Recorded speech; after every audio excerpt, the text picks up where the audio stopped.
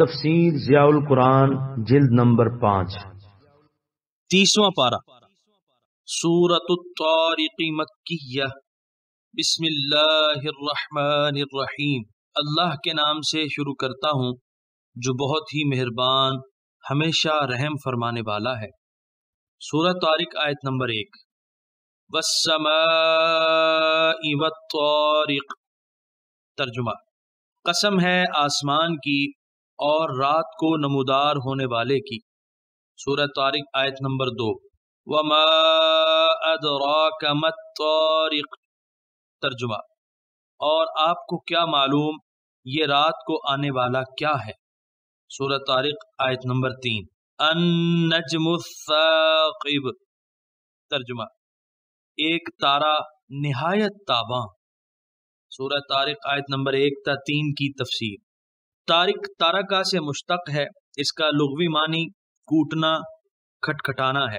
رات کے وقت آنے والے مہمان کو طارق اس لیے کہتے ہیں کہ وہ سوتے ہوئے میزبان کو جگانے کے لیے اس کا دروازہ کھٹکھٹاتا ہے۔ ستارے کو بھی طارق کہتے ہیں کیونکہ وہ صرف رات کے وقت نمودار ہوتا ہے۔ یہاں الطارق سے مراد ستارہ ہے کیونکہ اگلی آیت میں اس کی تشریح کر دی گئی ہے۔ الثاقب ثقب سوراخ کو کہتے ہیں۔ اندھیرے میں روشنی کی کرن ایسے دکھائی دیتی ہے گویا اس نے اندھیرے کی دیوار میں سوراخ کر دیا ہے، اس لیے وہ تارا جو نہایت چمکدار ہو اور جس کی تیز روشنی اندھیرے کو چیرتی ہوئی دور سے نظر آئے اسے بھی النجم الثاقب کہتے ہیں۔ اس سے مراد کوئی مخصوص تارا نہیں بلکہ جنس ہے۔ بعض نے کہا ہے کہ صبح کے وقت نمودار ہونے والے تارے کو الطارق کہتے ہیں کیونکہ وہ صبح کا پیغامبر بن کر طلوع ہوتا ہے، اس لیے اس کی بڑی شان ہوتی ہے۔ ہندا ابو سفیان کی بیوی احد کی جنگ میں یہ رجز پڑا کرتی تھی، نحنو بنات طارق نمشی علی النمارق۔ اس میں طارق سے مراد ستارہ صبح ہے۔ وہ کہتی ہے ہم نامور باپوں کی بیٹیاں ہیں، نرم و گداز قالینوں پر چلتی ہیں۔ سورۃ طارق آیت نمبر 4 ان کل نفس لما علیہا حافظ۔ ترجمہ: کوئی شخص ایسا نہیں جس پر کوئی محافظ نہ ہو۔ سورۃ طارق آیت نمبر 4 کی تفسیر۔ آسمان اور چمکدار ستارے کی قسم کھانے کے بعد جواب قسم کا ذکر ہو رہا ہے۔ فرمایا کہ کوئی شخص ایسا نہیں جس پر نگہبان مقرر نہ ہو، یعنی تم اس غلط فہمی کو دل سے نکال دو کہ تمہیں پیدا کر کے ہم نے یوں ہی بے لگام چھوڑ دیا ہے۔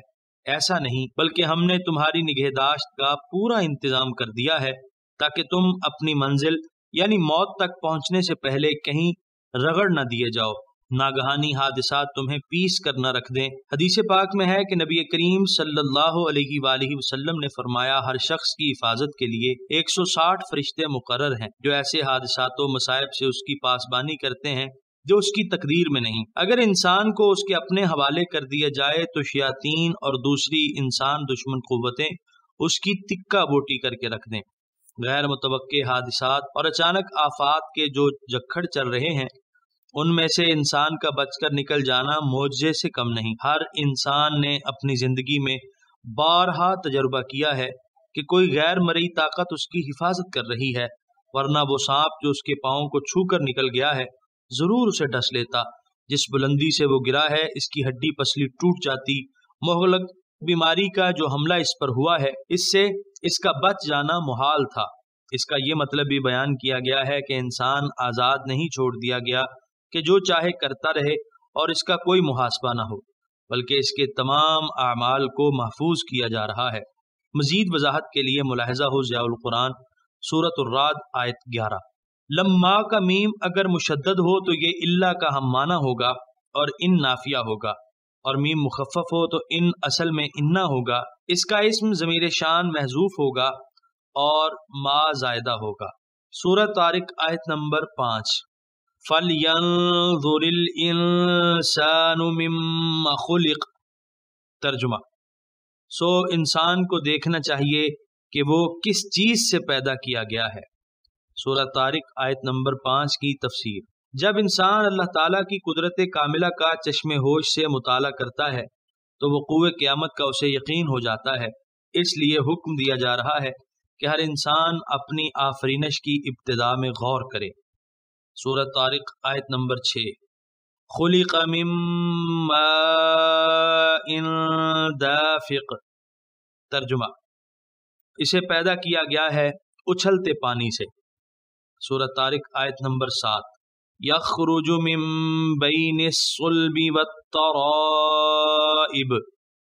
ترجمہ، جو مرد و زن کی پیٹھ اور سینے کی ہڈیوں کے درمیان سے نکلتا ہے۔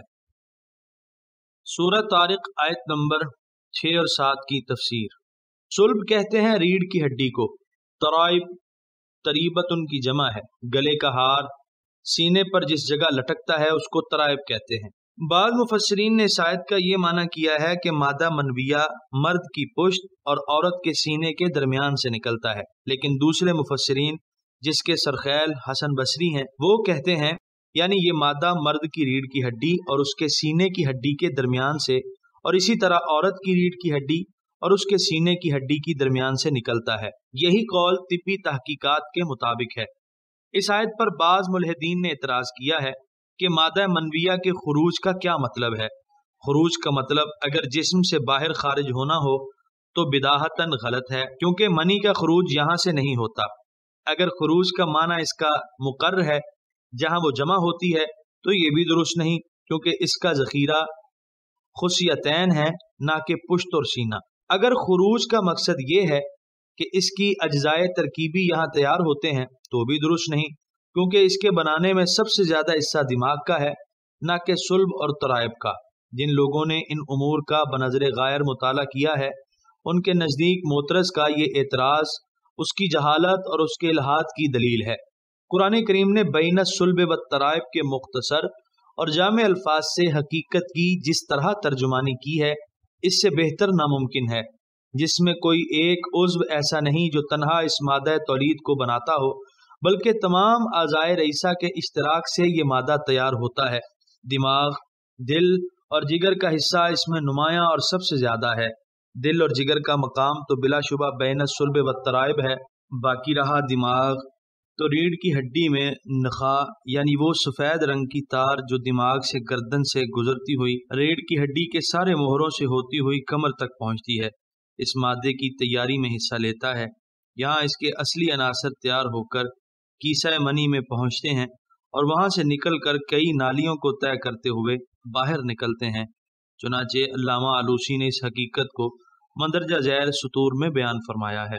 اللہ تعالیٰ بہتر جانتا ہے کہ ریڑھ کی ہڈی کا ریشہ، دماغی، قلبی اور جگری قوتیں سب اس مادے کو اس قابل بنانے میں ایک دوسرے کی اعانت کرتی ہیں، یہاں تک کہ وہ انسان کا مبدا بن جاتا ہے۔ من بین الصلب والترائب کی مختصر اور جامع عبارت اس امر کی طرف اشارہ کر رہی ہے کہ ترائب قلب اور جگر کو شامل ہے، اور صلب سے وہ ریڑھ کی ہڈی کا ریشہ مراد ہے جس کے ذریعے سے دماغ اس کی تیاری میں حصہ لیتا ہے۔ علاوہ ازیں مادہ منویہ اگرچہ خصیتین پیدا کرتے ہیں اور قیسہ منویہ میں جمع ہو جاتا ہے، مگر اس کے اخراج کا مرکز تحریک صلب اور ترائب کے درمیان واقع ہے، اور دماغ سے اعصابی رو جب اس مرکز کو پہنچتی ہے تب اس مرکز کی تحریک سے قیسہ منویہ سکڑتا ہے اور اس سے مائع دافق پچکاری کی طرح نکلتا ہے۔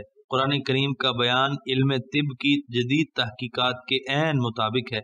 علامہ بیضاوی اور علامہ ثناء اللہ پانی پتی نے بھی اپنی تفاسیر میں اس آیت کا یہی مفہوم بیان کیا ہے۔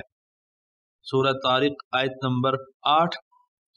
انہ علی رجعہ لقادر۔ ترجمہ، بے شک وہ اس کو پھر واپس لانے پر قادر ہے۔ سورۃ طارق آیت نمبر 8 کی تفسیر۔ ایسی قدرت والی ہستی کے لیے انسان کو دوبارہ زندہ کرنا قطعاً مشکل نہیں۔ سورۃ طارق آیت نمبر 9۔ یوم تبلی السرائر۔ ترجمہ، یاد کرو اس دن کو جب سب راز فاش کر دیے جائیں گے۔ سورۃ طارق آیت نمبر 9 کی تفسیر۔ تبلا کے دو معنی بیان کیے گئے ہیں۔ تبلا تظہر یعنی اس دن تمام راز ظاہر کر دیے جائیں گے، کوئی بات پوشیدہ نہ رہے گی۔ دوسرا معنی تبلا تم تہانو و تختبرو یعنی ان کو پرکھا جائے گا، کھوٹا کھرا الگ الگ کر دیا جائے گا۔ جن اسرار کو فاش کرنے کا ذکر فرمایا جا رہا ہے ان میں وہ باتیں بھی ہیں جن کو صرف کرنے والا تو جانتا تھا لیکن دوسرے لوگوں کو اس کام کا علم ہی نہ ہوا، یا علم تو ہوا لیکن اس کے پس پردہ جو نیت کار فرما تھی وہ سیگا راز میں ہی رہی، اور بعض راز ایسے ہیں جن کا کرنے والے کو بھی دنیا میں علم نہ ہو سکا، یعنی جو کام اس نے کیے ہیں ان کے نتائج کیسے نکلے اور ان نتائج کے اثرات کہاں تک اور کب تک موجود رہے، یہ ساری باتیں اس روز کھول کر سامنے رکھ دی جائیں گی۔ سورۃ طارق آیت نمبر 10۔ فما له من قوة ولا ناصر۔ ترجمہ، پس نہ خود اس میں زور ہوگا اور نہ کوئی دوسرا مددگار ہوگا۔ سورہ طارق آیت نمبر 10 کی تفسیر، نہ تو اس کے بازوؤں میں اتنا زور ہوگا کہ وہ اپنے آپ کو بچا سکے، اور نہ اس کے دوست احباب اس کے مددگار بن کر آئیں گے اور اس کو عذاب الہی سے چھڑا کر لے جائیں گے۔ سورہ طارق آیت نمبر 11۔ والسماء ذات الرجع۔ ترجمہ، قسم ہے آسمان کی جس سے بارش برستی ہے۔ سورہ طارق آیت نمبر 12۔ والارض ذات الصدع۔ ترجمہ، اور زمین کی جو بارش سے پھٹ جاتی ہے۔ سورہ طارق آیت نمبر 11 اور 12 کی تفسیر۔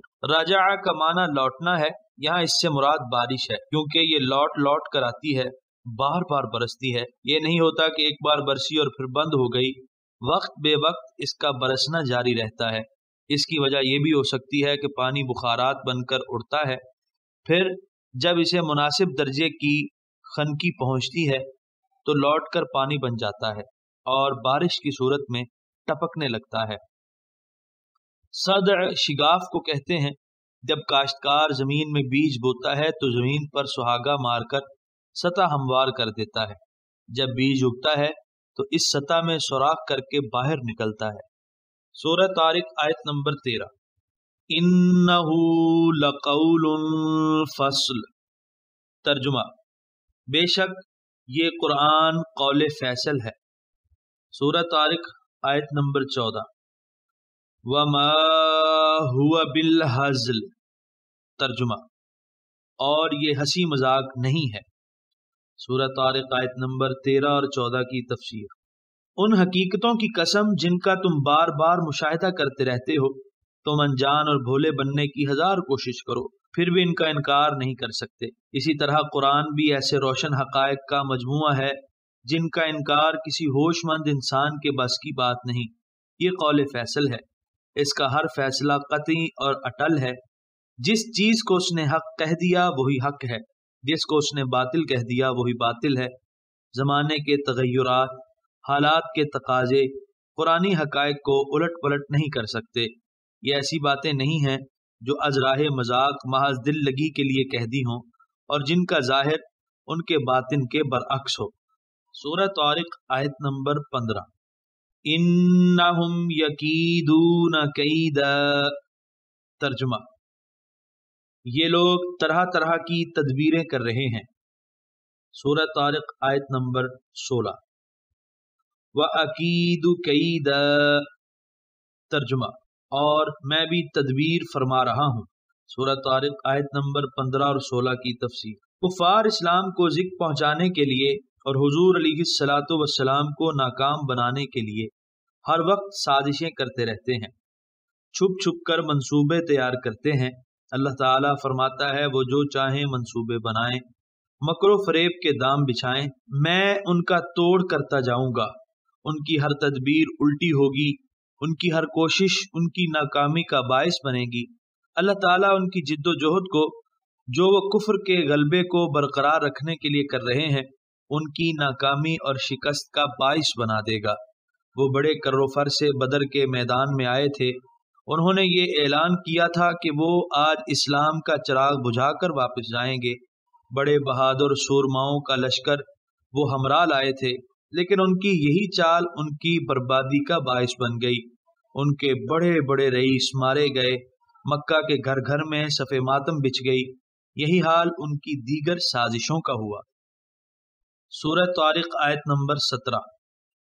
فَمَهِّلِ الْكَافِرِينَ أَمْهِلْهُمْ رُوَيْدًا۔ ترجمہ، پس آپ کفار کو تھوڑی سی مہلت اور دے دیں، کچھ وقت انہیں کچھ نہ کہیں۔ سورہ طارق آیت نمبر 17 کی تفسیر۔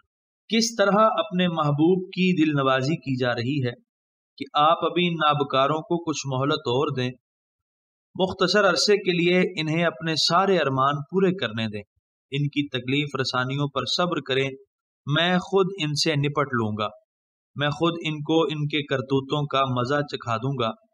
رویدہ ارواد ان سے حرف زوائد کو حذف کر کے رویدہ اس کی تصغیر بنائی گئی ہے، اس کو تصغیر ترخیم کہتے ہیں۔ یہ راودت الریح سے ماخوذ ہے، جب ہوا آہستہ آہستہ چلے، اور یہ لفظ ہمیشہ مصغر ہی استعمال ہوتا ہے۔